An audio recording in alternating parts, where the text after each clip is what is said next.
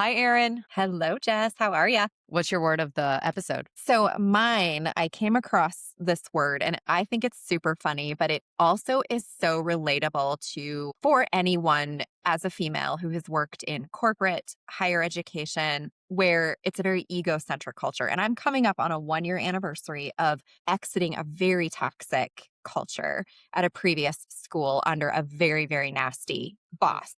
And I came across this word and it cracked me up, but I also felt so seen. And it's called Brover confidence. And the definition of it is, wait for it. This is so great. When a man knows 12% of the topic but explains the remaining 88 with his whole chest. He's wrong, relaxed, and somehow louder than the person who actually knows what they're talking about. No research, no doubt, just pure Brover confidence. Rover confidence. And I think it is not only hysterical, but it is so dead on. Spot on. I didn't have a name for it before. I'd be in these meetings and I would listen to this one individual and I'm like, what? Okay, we just lost we've taken leave of our senses here is no, it's Brover confidence. It's a thing. Brover. I love it. I love it. Brover confidence. That's a lovely word that I will now Isn't be it? using. I mean, clearly we're adding that to the vernacular. Very much so. 100%. That 100%. That's my word. I love it. My word of the episode is definitely summer. I am full force summer mode right now. Amber, what's your word of the episode? What are you feeling right now? Jess, thanks for bringing that down from the high academia that Erin put us on, because I was like, oh no, my word is very low level. Mine is drowning, because that is what I feel like at this current moment for the past couple weeks. I am drowning. Thank you for your honesty. Yes, 100%. That's what we invite here. That's what we want to see is just sheer honesty, unfiltered. Yeah, very true. Hi, Amber Toole. Welcome to the show. Hi. Welcome to Fit and Flustered. Thanks. I'm excited to be here. Woo. After this is over, you'll have to tell us what your guess is on who is the fit and who is the flustered. I bet you could tell from the word of the morning, word of the episode. Apparently, I'm the flustered. Everybody, please meet Amber Toole. Amber Toole is one of like the coolest voices right now that we have in the industry because she is running her own studio. She's also speaking at all of these fitness conferences, but she's doing it in a way that is so authentic and true to herself. You can tell that she's not putting on a mask or trying to be anything more than she already impeccably is. And when we were thinking about guests, we've tried for weeks now. We're like, we have to get this woman on our show. So Amber, tell Fit and Flustered's audience a little bit about yourself. Oh my goodness, that was such a nice intro, and I appreciate that very much. And well, I've been in the fitness industry since I was in high school. I actually started teaching Group X way back then in my teenage years, which I've always joked and said that I owe a lot of people money back during that time because I had no idea what I was doing. Thank God when I went to college, I was told that I had to have a certification to do that. So I did get certified in college. My degree is in physical education and health. So being fit and being active has always been a love of mine. And it was just natural for me to go the direction that I have ended up in. Who knew I would end up here? I sure didn't know because I started out as an educator. I was a high school teacher for 8 years, always in the fitness industry, but really knew that that was where my heart was pulling me. I wanted to be a teacher and a coach for a long time, but there was a point where I was like, this is not what I want to do the rest of my life. So I started the training tool and began my business journey. And I had no business background. I have an education background.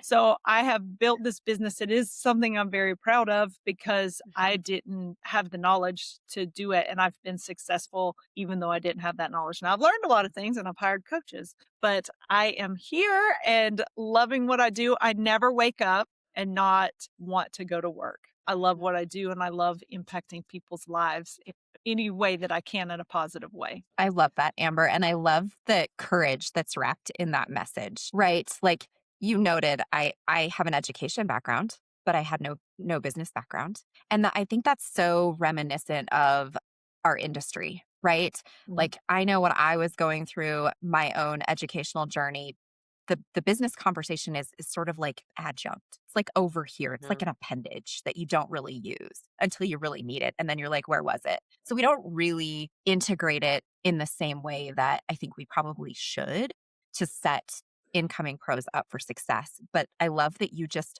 push forward and were like, I don't really know what I'm doing, but I'm going to do it. And you found success. And I think that that's a really beautiful story for listeners to hear that you too can do this. You don't have to have an MBA. You don't have to be this all business minded expert. You can learn. And sometimes Mm. that learning happens, baby steps are still steps, right? Amen. Yes. And there's a lot of people out there who can help you learn. So, Yes. Okay, so let's talk a little bit about the training tool because you mentioned it. okay. Training tool. Tell us about it. What do you serve? Who do you serve? And what do you do there? So we are located in Ocala, Florida. So Jess and I are in the same state, and I'm just a little north of her. And we actually mainly serve over 40 females, but that is not our only demographic, as most fitness places, right? That is a big chunk of our clientele. And we also have men, and we also sometimes have athletes and teenagers who come through, but that major is 40 to 85-year-old women who comes in a lot. We offer personal training both in home, virtually, and in the studio. We also have reformer Pilates and nutrition coaching and some fitness classes. So we really push for people to strength train and work on mobility and flexibility and really get out of this cycle of crazy workouts and doing these, just soul crushing workouts, because there is so much more that we need to work on. And that is something that I push really hard. And that's part of the reason why I chose to add the reformer Pilates. I actually am not a Pilates lover. Okay. I love weights, like put me in the weight room, but I have been trained in Pilates since 2008. And when I decided to do this, I was like, not that I don't think mat Pilates is great and worthy. It is. It's a whole system. You really should know the whole thing. But with reformer, we can add the resistance. And so that to me is important. And that was something that I wanted to add into our offerings. So we have a lot that we can offer. And it's really, I try to really tailor things to what people need. So when they come in, they tell me their goals, they tell me what's going on with them, then I can help them figure out where they need to fit in. And a lot of times it's a blend of everything that we offer. They need a little bit of it all. So I love being able to offer different things for people to give them a more well-rounded fitness experience. So we know that you're fit because you are offering all these amazing things, but tell us about being flustered. So has there come up anything in your career that you would like to share with our audience of something that you've had to overcome in order to have this success that you've had? Oh my goodness, there's several things. I want to start out by saying I know that y'all typically are asking for like what were our health issues. And I want to say that I have been blessed and also works on having good health, but some of that is also genetic, as we know. So I feel like I haven't had anything that I'm going to tell y'all that, oh my gosh, it devastated me and that was it. But I have had some situations that have impacted my life and my ability to do things well. One of the things is I actually have endometriosis. And so when I was younger, I started out, I had all of a sudden, I was having these terrible, painful menstrual cycles, not being able to figure out what was wrong with me, going to the doctor, finding out that I, had endometriosis, which took several different doctors before I was diagnosed. And then going through trying to take different medications and then being on birth control pills. And then finally, right before I moved to Ocala, this doctor did surgery on me and did improve things for a while. I have to say, because I have talked to other women and I have friends who have endometriosis, I did not have some of the horrific, debilitating issues that some of my friends had. So I just lived with what was going on and just continued through my life. But I will say the things that probably, or no, that did impact me the most was tearing my ACL in 2017 and then going through menopause. Those two things, Mhm. as far as health issues go, Mhm. hugely impacted me. And also both have impacted the way that I train and coach other people because of what I learned. So with tearing the ACL, okay, so you have to keep in mind now, I was 41 when I did this and young, fit, feeling good about life. I did it when I was skiing. I was snow skiing and I fell. It wasn't even a horrific fall. I mean, it was really like, and I skied on it for 2 days. So I am what Oh. my physical therapist called a coper. And he said some people are able to get back up and actually do some things. Wow. And then some people who are non-copers, they're like out, like, nope, take me to the hospital. So I knew something was wrong, but I didn't know what. I kept thinking if I tore something, I would not be able to ski, right? I wouldn't be able to walk. So when I get home, I send him a text and he's like, "What'd you do?" And he sends me a little emoji of a downhill skier. And I was like, "How did you know?" Well, it's because people do this all the time. Mhm. So I'm thinking I'm going to be a superstar, right? I'm going to get this surgery and they say it takes 9 months. I'm going to just surpass that. I'm going to be amazing. My recovery is going to be just fine. Ha ha, joke's on you, Amber, because that is not what happened. So I actually went to 2 different surgeons. They both said, I would not do surgery on you because newsflash, you can live without an ACL. But I said, I am a fitness professional. I am, active and I do all kinds of different things. I want to be able, if somebody says, hey, let's go water ski, I want to go, or paddleboard or run around the yard with my nephew. I want to do these things. But both of the doctors said you don't do anything where you cut like a football player with agility and stuff like that. So they're like, we wouldn't do surgery on you. When the second one said that, I said, listen, I don't want to be worried about my knee being unstable all the time. Let's fix this. Well, of course, he's a surgeon. So he's like, cha-ching, okay. But we did the surgery, or he did the surgery. I just lied there and didn't know what was happening, right? But unfortunately, when I got home, they put you in a brace that keeps your knee straight and you have to sleep in it overnight. So my husband, bless his soul, he's such a good caretaker and he was getting the path cleared for me to come in. And there was like a little step up in our garage and he was worried about me having to get over that. So he got me out of the car and just said, stand here. Now, y'all, I guess I was still high from the drugs. I don't know. All I know is that I was standing by the vehicle and then all of a sudden it was like, I felt myself doing this, right? Oh my gosh. So down I go. No, and of course I cry, because when you're under the influence, I'm just bawling, like, I don't know what happened. So he gets me up, gets me inside, takes care of me. What we didn't know was that in that brace, when I fell in the back, there was a bar behind my knee that was supposed to keep your knee straight and it bent. So my knee was bent a little bit, but we didn't know that. And when I got to my physical therapy appointment the next day, the physical therapist said, what's wrong with it? Something has happened. And then my husband and I look at each other and it's like, she fell when she got home, So what my physical therapist, Bert, here thought is that that's what my knee was bent all night long when it should have been straight. And so for months, I could not straighten my knee. It was horrible. We worked so hard to get that to happen. And it felt like it was never going to happen. So I would sit on the floor with a kettlebell on top of my quad and just sit there to try to like make the knee straighten. And I would get up, boom, it'd be bent again. So it took months and months and months and months to recover from that. And what that taught me and what helped me with that, I mean, I still had to work, but I was teaching spin at a local gym. I ended up having to quit that because yes, you can sit in a chair and teach spin, but I can't.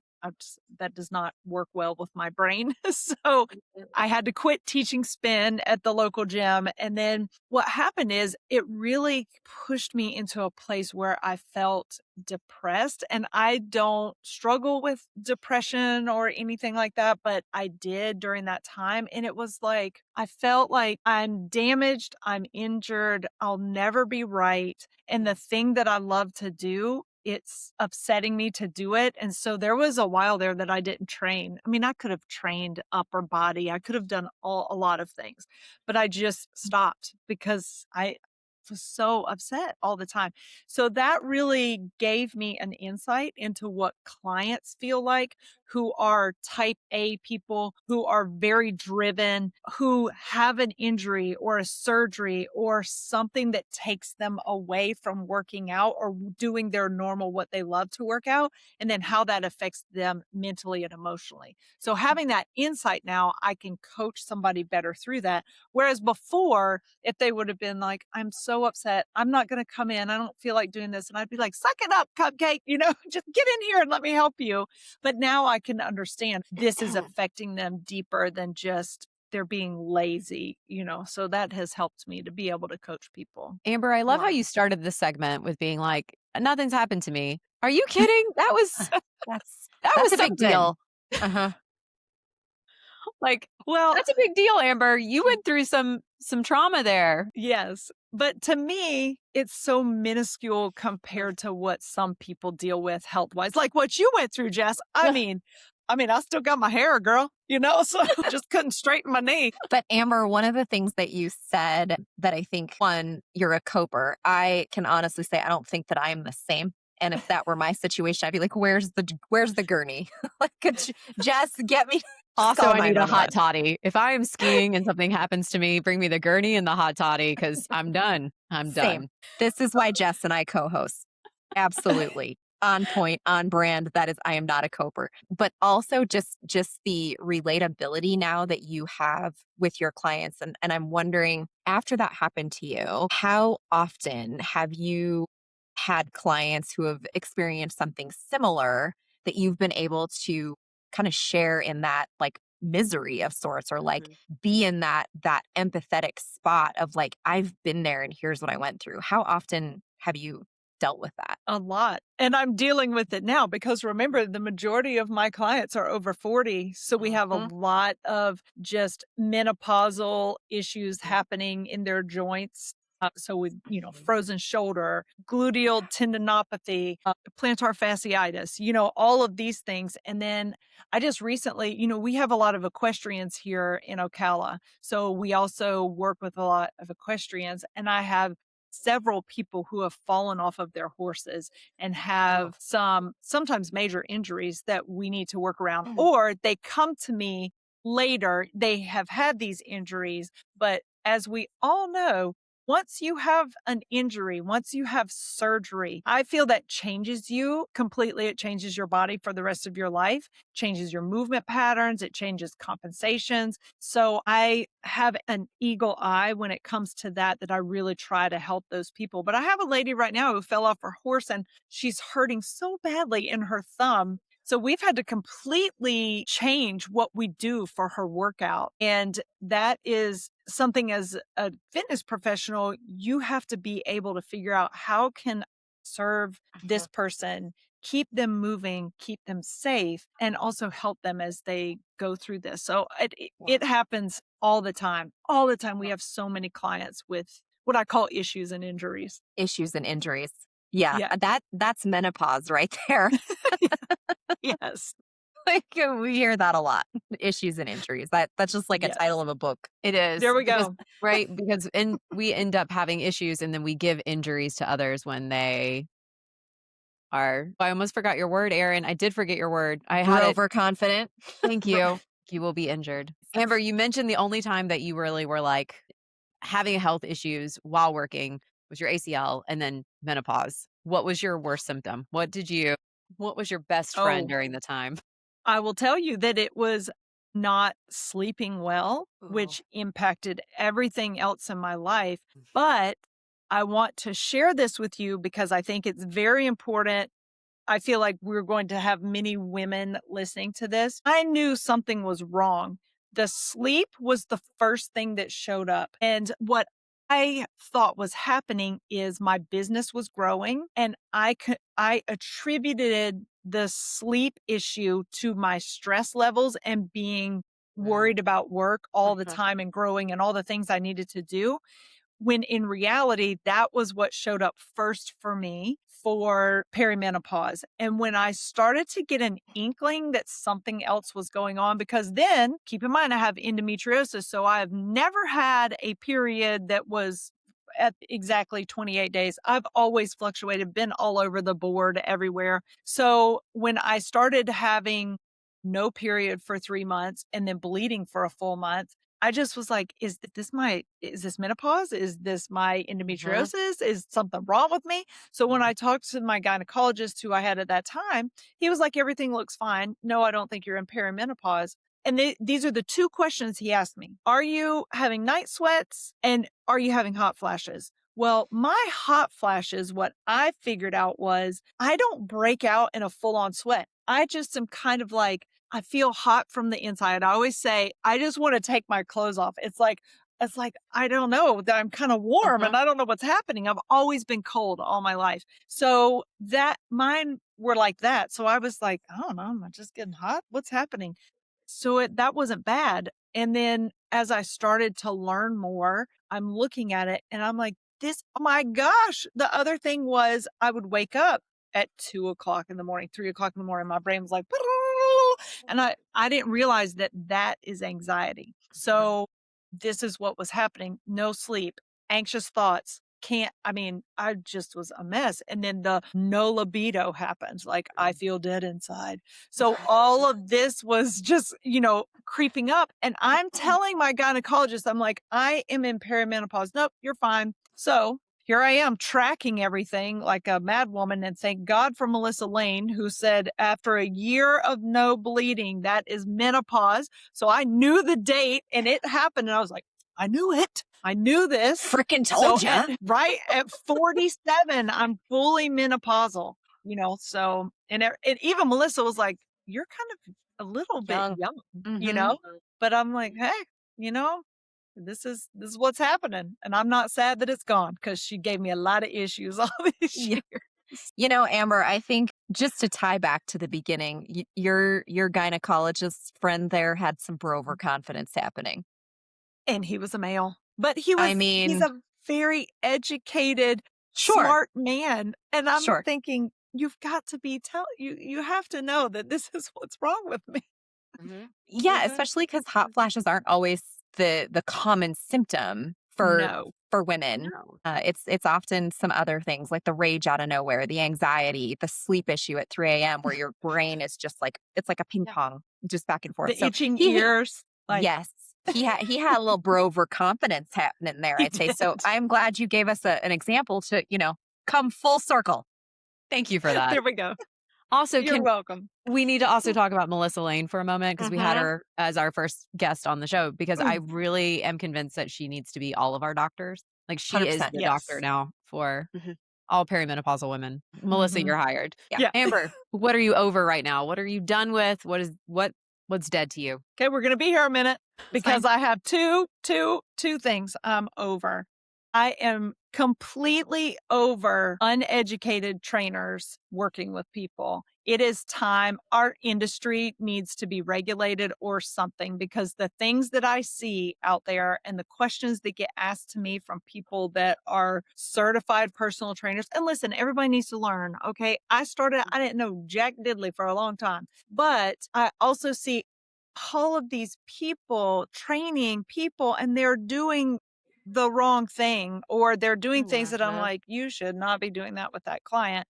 Even though I don't know the client's background, it's just what I'm watching. So what can we do to get people to understand? I feel like so many people get into fitness because they think it's easy. And I will die on this hill. Any dodo can throw together exercises and run you through a workout.